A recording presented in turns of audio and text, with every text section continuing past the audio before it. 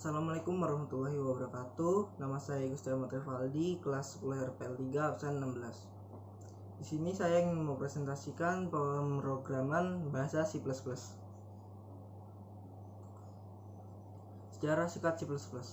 Bahasa pemrograman bahasa C atau C Language Programming pada awalnya dikembangkan untuk digunakan pada sistem operasi Unix dan dikembangkan dari bahasa pemrograman yang muncul terlebih dahulu, yaitu Elgo 60 tahun 1960, CPL tahun 1963, BCPL tahun 1967, dan B 1970. Fasilitas penting yang ada pada C++ adalah pembentukan kelas yang akan mampu melakukan operasi-operasi pemrograman,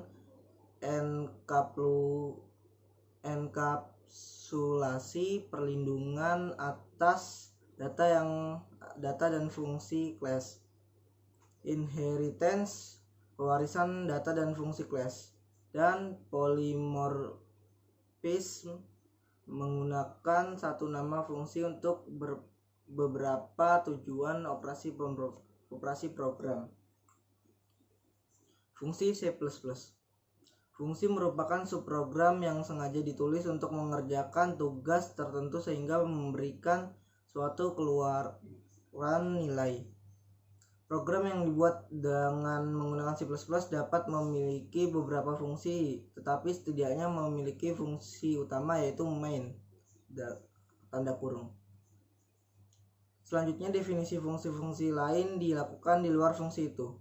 Dalam C++, kode yang dibaca adalah kode-kode yang terdapat pada fungsi utama, sehingga jika terdapat pemanggilan fungsi lain, program akan mencari nama fungsi tersebut untuk dieksekusi dan akan kembali ke fungsi utama setelah fungsi itu selesai dikerjakan.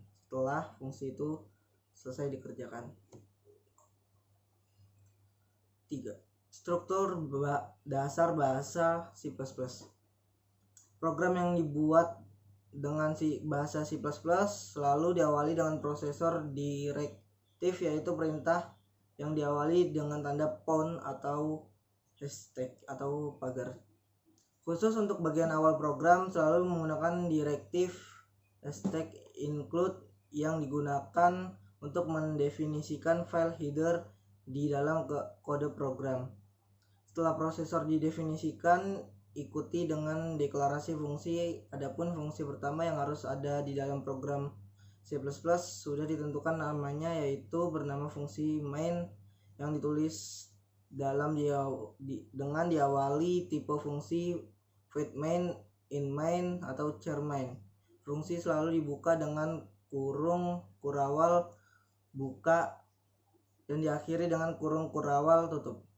Di antaranya kurung kurawal tersebut ditulis statement program. Penggunaan fungsi yang lain diletakkan di bawah fungsi utama dengan cara yang sama.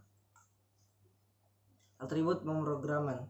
Terdapat 3 atribut pemrograman, yaitu komentar, pengenal, dan konstanta. Komentar pada suatu baris program merupakan suatu hal yang penting bagi sebagai dokumentasi jika suatu saat dilakukan modifikasi atau tidak ikut baca pada saat proses kompilasi. Komentar menggunakan tanda miring 2 digunakan untuk memberikan komentar atas perintah-perintah yang ada di bawahnya. Pengenal merupakan mengidentifikasi dari nama-nama yang akan dideklarasikan agar kompiler dapat mengenalinya, meliputi nama variabel, konstanta, fungsi, kelas, template, maupun namespace.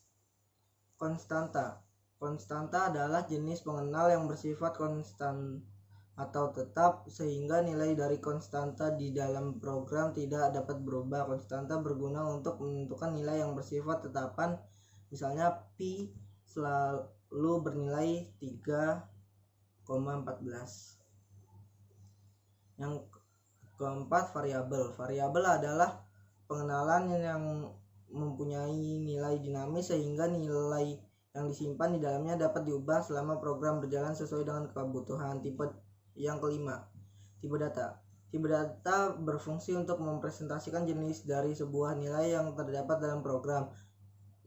Penggunaan tipe data yang benar saat mendukung efisiensi program karena tipe data juga mempengaruhi terhadap kapasitas data. Statement menampilkan teks atau nilai konstanta dalam variabel. Pada bahasa C standar, untuk menampilkan nilai atau teks menggunakan perintah print pada C++ dapat dilakukan menggunakan perintah quote.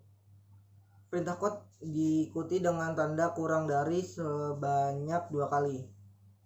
Kemudian diikuti dengan string atau teks yang akan ditampilkan diapit dengan tanda kutip ganda.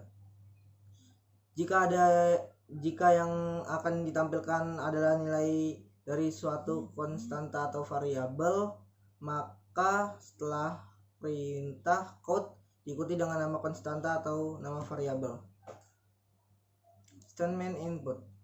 Suatu program yang dinamis membutuhkan peran aktif dari user untuk memasuki nilai atau data ke dalam program melalui keyboard. Pengguna akan memasukkan data yang akan disimpan atau diolah.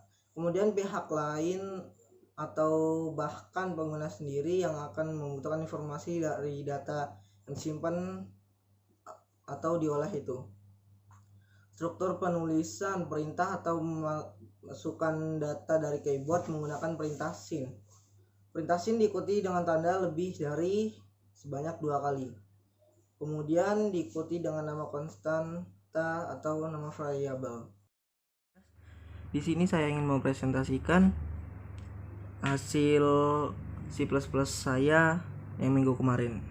Jadi di sini kita menulis dulu bahasa pemrogramannya atau teks-teksnya seperti yang di contoh soal. Kemudian setelah itu kita run atau kita jalankan. Dan kemudian ini hasilnya.